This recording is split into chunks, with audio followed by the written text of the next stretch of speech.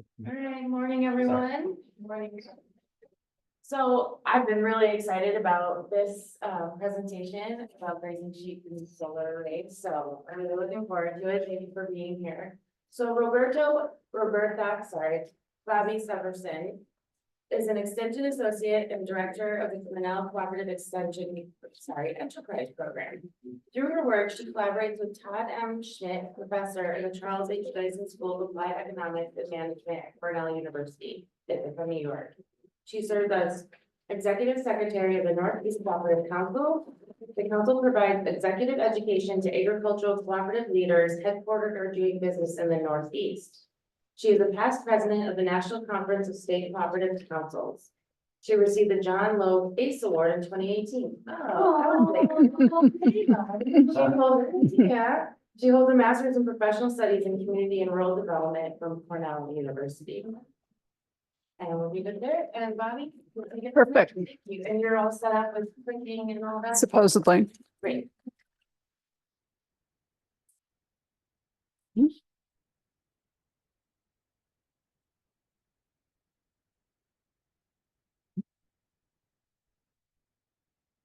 So good morning, everyone. Glad you're here. Last day, it's been a really great experience to be here. My first time in North Dakota.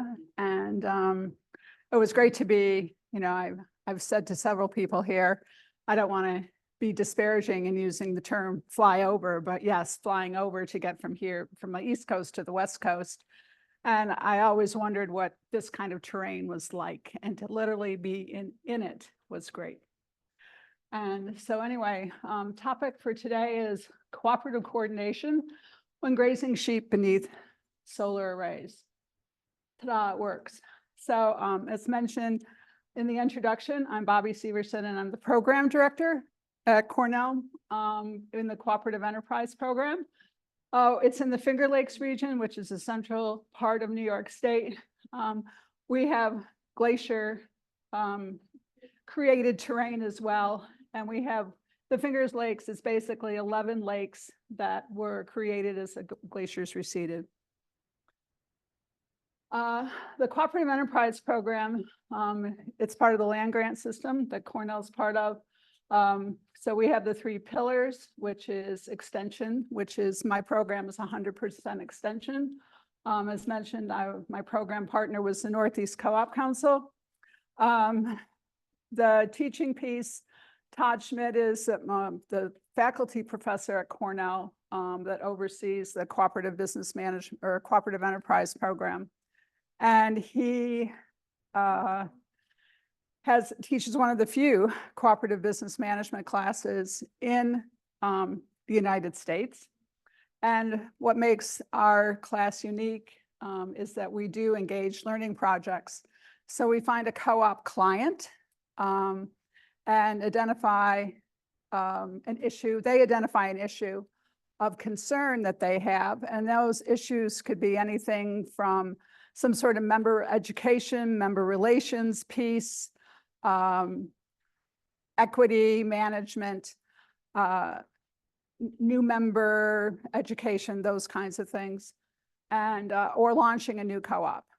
And so over the course of the semester, the students take what they learn in the classroom and apply it to the co-op client. And at the end of the semester, they present a report to the class. That's literally their final exam, along with, excuse me, along with providing the deliverables to the client. We did Vermont artisanal cheese makers this year. We did a project with Ocean Spray Cranberries. So it's really a broad spectrum of co-ops that we work with. And then finally, we do applied research. And one of the projects we did was the economic contribution of the agricultural cooperatives and farm credit associations to the New York State economy.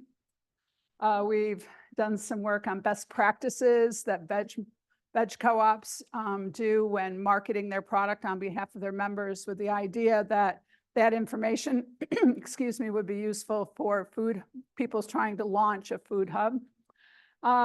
More recently, we're quantifying the member value of belonging to a dairy co-op, and we found out that that's 87 cents per hundredweight. And actually, the master's student who was working on that project is now an economist at American Farm Bureau. And then we, like you, are challenged with broadband to last mile users and in underserved areas. So we actually examine the need for broadband in the Adirondack Mountains in New York State and the costs associated with that. So that's kind of like just a little bit of applied research. And so consequently, one of our applied research projects is grazing sheep beneath solar arrays. And how I said I would construct this talk was to talk a little bit about solar arrays and the contribution to renewable energy, a little bit about agrivoltaics for people who are not familiar with the term, the needs assessment that we conducted, the cost associated with developing co-ops that could be providing services to sheep farmers, and finally, the challenge of cultivating cooperation. So as we know, global energy demand is only going to be increasing, and there's a desire to get away from fossil fuels and move towards renewable energy sources. And as the slide says, in the mid-21st century, global consumption will double, and half of that demand is from electricity alone. And it's estimated by 2050, 40% of renewable energy will be sourced from photovoltaic installations. And this is actually an installation that's near my house, about 30 miles away. And the question becomes, will such installations increase competition for land and resources, especially in the ag sector? And I can assure you that my corn and soybean farmers, when they're renting land, and now that landowner says, I'm going to put in a solar array, they're very concerned about losing that land right now. So we have a lot of conflict around that as well.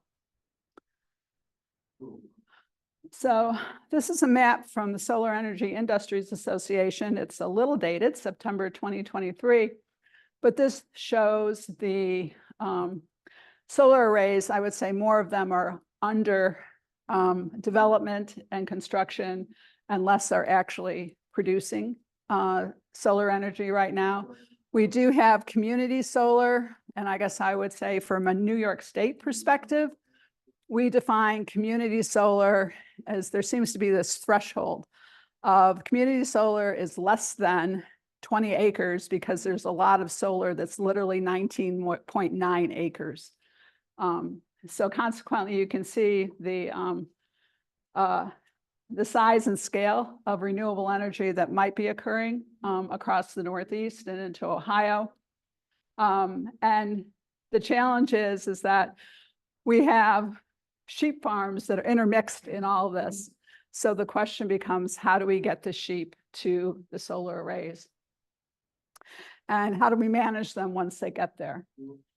So we recognize that there's this need for a coordinated effort to build efficiencies by working together, and that's what a co-op does.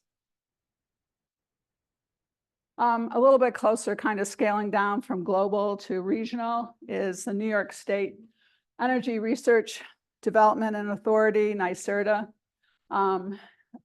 Like all states, well, this is the funding entity that helps to provide some grant funds associated with these projects, and or guaranteed low interest loans, those sorts of things.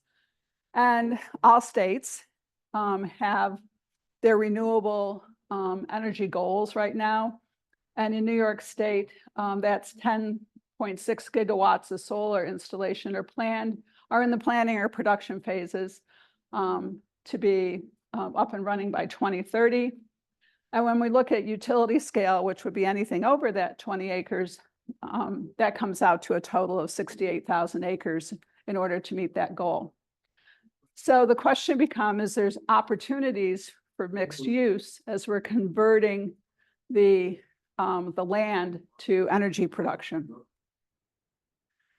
So agrivoltaic farming, agrivoltaics, is basically taking agriculture production and mixing it with energy production.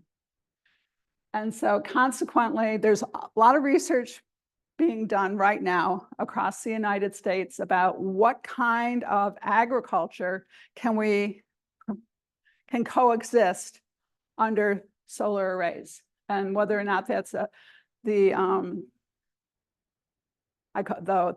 standalone, what do I want to call them? Like the standpipe types, or whether it's more of a array like the bottom.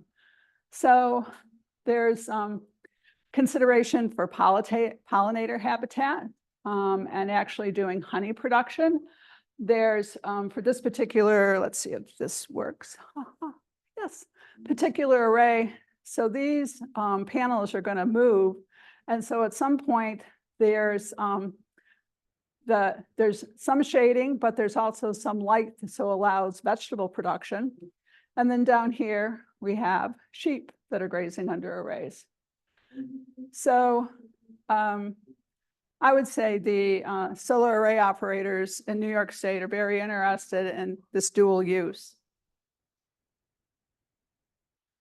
And we're looking more at sheep than any other kind of animal. We feel this type of an array is called a fixed tilt racking system. So these are permanent, they don't move. They're always in that particular angle. And you can see here, it's like from the bottom of the array to the ground is about 24 inches, and sheep can get inside that, and sheep can get underneath that. So why do we have sheep? There's been consideration to, and goats have been tried, but goats like to nibble cables. Goats like to jump on arrays. And so goats are like not, just not in play. And there is actually some discussion about putting beef cattle on there, and maybe feeder cattle that go in younger, but they're going to come out older. And when you put cattle in there, they like to rub on things. Every once in a while, they kind of like to jump on each other and play around. And so consequently, there's more, I would say, having grown up on a dairy farm, there's more chances for destruction of the array by putting cattle under there. Sheep are a little bit more passive for the most part. And so consequently, it's about sheep. So what are the benefits for sheep farmers? It's a way to increase farm income, partly because now they're providing vegetative services. And they have access to land that they didn't have before. And this creates from two things. From the standpoint of access to land under the array means the pastures that they had at home can be used for hay production for sheep in the wintertime. And for new and beginning farmers, this is a way to access land and not have to pay rent or not have to buy it. So the research question was, is there a need for a co-op to provide services for sheep farmers? And frankly, this project came about with a beer. And Todd Schmidt is, as I mentioned, was a supervising professor. And Todd was having a beer at the Brookton Market, which is this little burb outside of Ithaca. And gentleman from the American Solar Grazing Association, who is grazing sheep under solar arrays, said, Todd, we need a sheep co-op. And so consequently, we submitted a proposal to USDA Agricultural Marketing Services, and through the Federal State Marketing and Improvement Program, we got some funding to do a needs assessment to see if there is a need to graze sheep under solar arrays. And you can see here, here's the upper photo shows how the arrays can become overcome by the different kinds of plants. And down below, as I found out, there's at the end of, well, not at the end, but working through the project, there's all kinds of sheep that can graze under solar arrays. And it was interesting to see all the different kinds of breeds. So moving along, we know that there's efficiencies of working together through co-ops. And the American Solar Grazing Association and the project advisory team that I put together said, we see these as the barriers. Contract negotiation, insurance, on-site sheep management, processing sheep, and branding and marketing of, shall we say, lamb and sheep products. So like any co-op should kind of start out with the needs and what the value proposition is going to be. So the question is there a need by farmers to do this, number one? And number two, are farmers going to lead it? So we did a survey. And the survey was basically going to be just the Northeast, basically Maryland to Maine. And in the end, we had somebody from Ohio say, we have a lot of sheep in Ohio and we'd like to be part of this. So it's like we expanded it that way. And then everybody started hearing about this. And so consequently, we had over 1,400 clicks on the survey. We found out in doing a previous survey that, and there was an incentive. You got an Amazon gift card if you completed at least some of the survey. So out of that 1,400, let's see, what's my next? No, not yet. Out of my 1,400, there was like, I don't know, 400 or 500 that just clicked and then they left. There was another 1,400 or another, 300 or 400 that said, I'm a sheep farmer and left. And so then there were some, when you start looking at it, it's like people troll for these surveys because they can get gift cards. And so consequently, actually what we did as a insulation technique was to have 3 screening questions. One was, if you're a sheep farmer, are you going to, and you want to expand your flock, are you going to expand it with Herefords or with Dorsets? If you are a sheep farmer and you need a guard dog, is it a St. Bernard or a Great Pyrenees? If you are a sheep farmer, et cetera, et cetera. So there are 3 questions. So some people failed one of those 3 questions. And then after that, we kind of got down to the people who actually worked. So we had over 600 responses because our project was more focused on the Northeast. Obviously, grazing here in North Dakota is very different than grazing in the Northeast. And so consequently, we focused on the Northeast because of the conditions, climate conditions, growing season, et cetera. So that resulted in 392 responses that actually had useful data. Not everybody answered every question. The way I had a database of 1,100 sheep producers, partly because I went looking for breed associations in each of the states that we cared about and said, please send this to your members. I had farmers who listed themselves as like the president, vice president of breed associations. I said, please send this to your members. So consequently, we had a database of 1,100 different individuals and entities that could receive this, Farm Bureau, those kinds of things, trade associations. So consequently, we were all pleasantly surprised that we got the response we did, but we worked hard to get that response as well. So once you got through those screening questions, we wanted to know, please self-identify what kind of sheep farmer you are. And one of those, it ranged from anywhere from you're a full-time sheep farmer and you're currently grazing your own sheep under solar arrays. And actually, some farmers are leasing their sheep to farmers who are grazing under arrays, and they get a little income for that, and they don't have to take care of them through the summer. We had some part-time sheep farmers, sheep farmers who, yes, who own and lease sheep from others that they're grazing under arrays. So there was this, and then we went all the way to, I have sheep, I'm interested, but I'm not doing it. I have sheep and I have no desire to do this in any way, shape, manner, or form. And for even those who have no desire to do this in any way, shape, manner, or form, even though they're not going to do it, they see the benefit because, well, we can start expanding our flocks because we're going to sell those sheep to the people who are. And so consequently, as you'll see in a minute, they saw the benefit of the infrastructure that could be created for the industry, even though they're not going to graze under solar arrays. So for analysis purposes, we took these 4 groups that at least had some sort of affiliation with grazing sheep beneath solar arrays and collapsed them into one, which ended up being almost 20% of the responses. The biggest response was sheep farmers who are not grazing sheep under solar arrays but are interested, which was almost 60%. Then we had new and beginning farmers.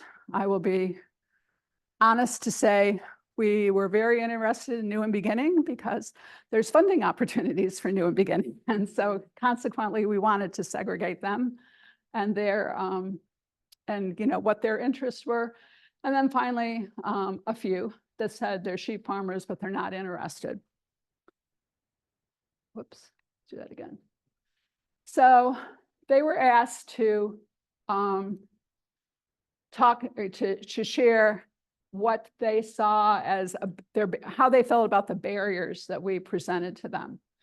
And you can see we used a Likert scale, as it's not a barrier, was a 0. 1 is it's a small barrier, 2, it's a medium barrier, and 3, it's a large barrier. And so just to remember, the A's are currently grazing. Oh, I know what I did. Let me back up.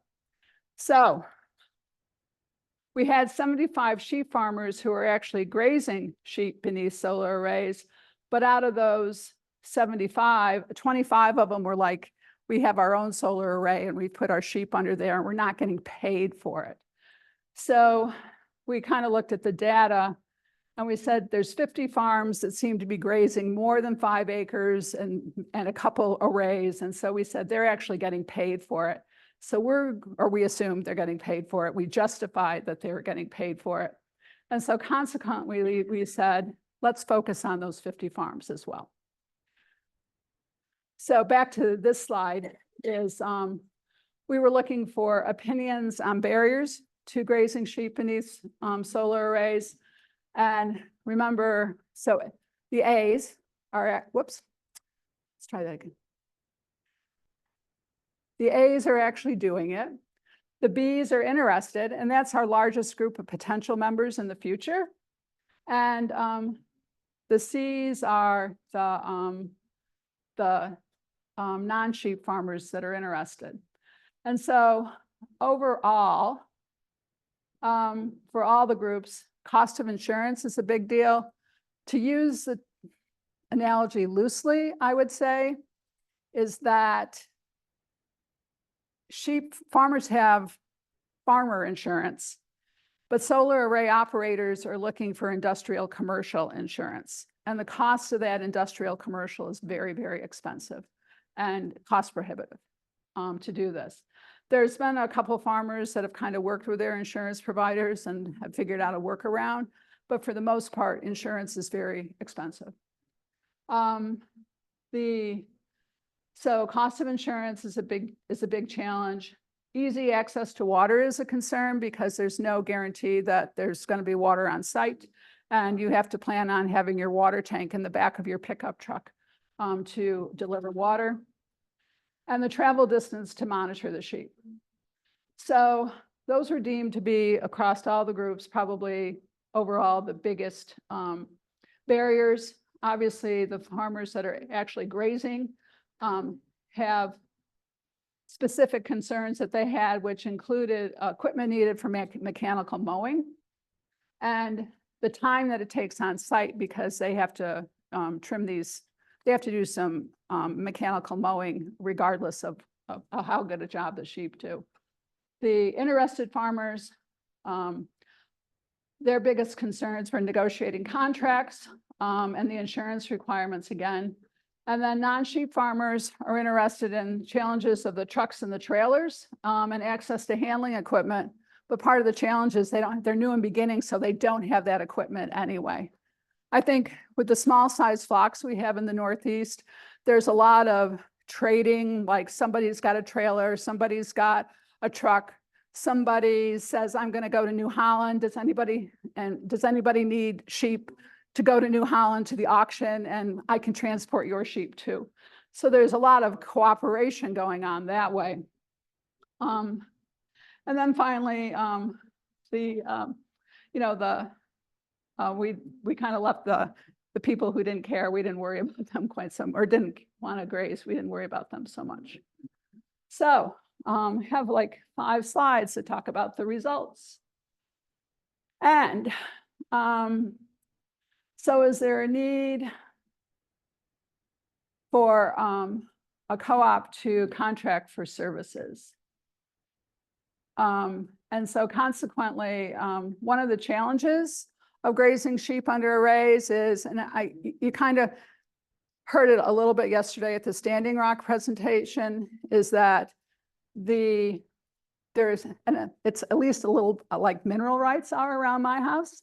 So consequently, somebody buys the land for a solar array, and then they sell it to somebody else who's going to plan the array, and then they're going to sell it to somebody else who's going to develop it, and then they're going to sell it to somebody else who's going to operate it. And we never know who it is.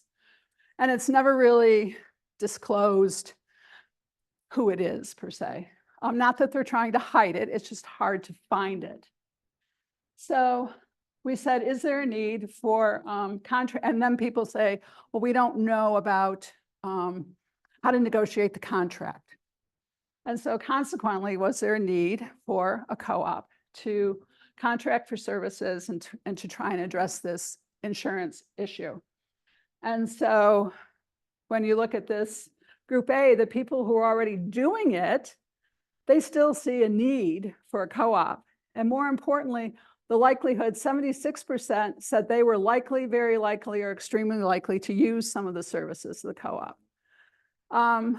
The B people who were interested, there was still almost 2/3 said that it was needed, very needed, or extremely needed. And it even jumped up more that yes, they would be using some of the services of the co-op. New and beginning farmers saw the need, but maybe not as likely to use it. And D, even though they're not going to graze, they said there's a need for the co-op, but obviously they're not going to use it at all. So then is there a need for sheep to monitor and transport sheep? The A's, the people who are grazing it or who are already grazing, said, yeah, I got my own equipment for the most part. So that falls off a little bit. But as we get into the presentation a little bit further, you can see that there's need for equipment as well.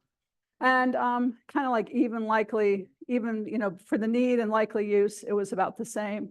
The people who are interested, I'm going to say they'll have to learn more about this and learn about experience. They don't see a need to transport sheep because they're already doing it. They're perfectly happy with the way it is. I don't think they understand that transporting sheep to a solar array is going to be different just because of the time and distance. New and beginning farmers, yep, we need for transport once again, partly back to we don't have the equipment and likely use. And, the D's could say they understand transporting sheep, but they aren't going to use it because they aren't going to graze. So this was on-site sheep management. So now we've got them there. Is there a need to have a shepherd or somebody there to manage the sheep, watch over the sheep while they're on site? So the people who are already doing it, even they're already doing it, they say there's a need for a co-op to provide the service. And more importantly, they said they would like to use that service.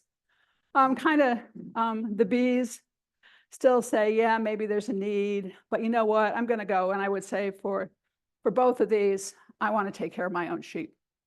I don't need anybody to take care of my sheep. Only I know how to best take care of my sheep. And obviously the Ds still see the need, but they're not going to use it. So this was for mechanical trimming. 2/3 of the people who are already grazing saying, yeah, there's a co-op. I could use the co-op to provide that service on my behalf. About the same percentage that I would likely use it. For the bees, they're like, yeah, there's probably a need, but probably I've got my own string trimmer, and I'll bring my tractor and bush hog on a trailer, and I really don't need to use that. The Cs, new and beginning, back to see the need, but maybe they think they've got some of the equipment they need, so less likely to use it. And obviously the Ds weren't going to be needing that kind of service anyway, so it didn't matter. And finally, I think it's the marketing services was, we're looking at, in the Northeast, right now, the need for sheep could rise to, we have around 68,000 sheep, but it would go up to 204,000 based on our model. So consequently, we need marketing services anyway, probably additional processing, but with the increase in the expected number of sheep, there's a need for marketing services. And so consequently, we asked about marketing. And so the A's said, yep, definitely marketing services, likely to use it. The people who are interested and the people who are not interested, it's like they've already developed their own markets, whether that's freezer trade, could be going to an auction, could be, shall we say, halal, or some sort of cultural markets for their sheep. So those that are interested were less likely to want to use that service. And I would say a lot of the Ds, they actually are, like I said, they already have their markets. They're purebred seed stock farmers, and so consequently there's no interest. Well, there is some interest. I'm sure they take advantage of it if they felt there was a need, but at this point they don't see there's a need. I think going back to the transport piece. Yep. I'm sorry to interrupt. Right. But you have about 5 minutes left, and I know we might want to have some time. Oh, we're already. Yeah, I'm giving a 5 minutes. Yeah, we're good. Yeah. So anyway, co-ops always ask, we always ask, what's it going to cost? Farmers are going to ask. We put together a model, and the model has 50 different components inside of it. And so consequently, in that model, we put together a case example, which was 2,000 acres of under 10 arrays that ranged from 100 to 1,300 acres. It was 6,000 sheep. We're hiring staff. We're buying equipment. We're looking at a pretty robust, aggressive profit distribution, 20% cash, 70% in qualified equity, and 10% in retained earnings, and a 5-year revolving equity plan after year 2. Working capital loan at the very beginning, but no new debt after that. And feasibility is a cumulative cash flow by the positive at the end of year 2. Putting these parameters together, it was going to be $1.2 million in assets. The total capital expenditures was going to be $239 per sheep, and member investment of $96. Oops, moving on. That resulted in a minimum lease payment of $592 an acre. And when we had let's say an independent businessman that was going to provide all the same services, that independent businessman would have to get $970 in lease payments per acre to equal the $592 that a co-op could charge. Return on investment for the co-op was 14% over 10 years. And for an independent businessman, it was only going to be 7%. So who will lead? We saw that We asked about ownership in a couple different ways, recognizing that not all people know being a member is being an owner of a co-op. So becoming a part-time owner, becoming a business and an investor in a business, we were interested in that. And we could see that there's some traction that says members implies member ownership and benefit. There's some interest in that. So challenges to launching the co-op is I don't need it. Trust was huge. I don't trust people to transport my sheep, but me. I don't trust people to take care of my sheep, but me. I had dairy farmers because we're saying they might transition over to sheep. And it's like, bad experience with a dairy co-op, don't want nothing to do with it. When I got into it, it's like, well, can fiber sheep graze under solar arrays? When I'm breeding my sheep, what does that going to do? There's so much heterogeneity going on there that, you know, how does that play into this? The time commitment, they're driving 143 miles round trip, and they're doing that twice a week just to take care of their sheep. And so the people who are grazing understand the true benefits, but others that are not still need to learn about that. Whoops. So the lessons learned are there's going to be increased acres under solar arrays. Agrivoltaics and with grazing sheep does present a dual use. The farmers that are presently grazing, even though they're doing it and doing it successfully, they still see this need. We view these interested farmers as being future members. We've proven the economies of scale, but it's going to require common sense and trustworthy leaders with a vision for the future. I think that got shown in Standing Rock yesterday. And we decided it needs to be a tiered approach. We need to focus on contracts first. Maybe that's contracting with a lawyer with the expertise to do that, and then building in these other services through time. We are working to put together some education materials, which once I get back from here, I'll probably start putting those together. And so thank you for your time.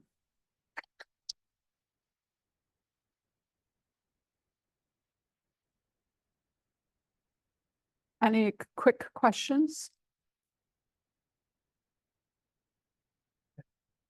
The cutting, mechanical cutting. Yep. When you said, when the question was, is there a need for a co-op to do that? Is that like a worker on co-op, and the worker should do the cutting, or is that like a purchaser co-op? We were actually, we would hire staff through the sheep co-op to actually do the mechanical trimming. So it's like employees of the sheep co-op. Not a worker co-op, but the employees of the sheep co-op would do that. I think one of the other questions we asked was, would you be interested in, as a sheep farmer, you've already got this equipment, would you be interested in being an employee or contract for services to some extent? A little careful about that, just because we don't need you to contract for services, we need you to be a member. And so that's kind of what, there's a balance there that we have to work through.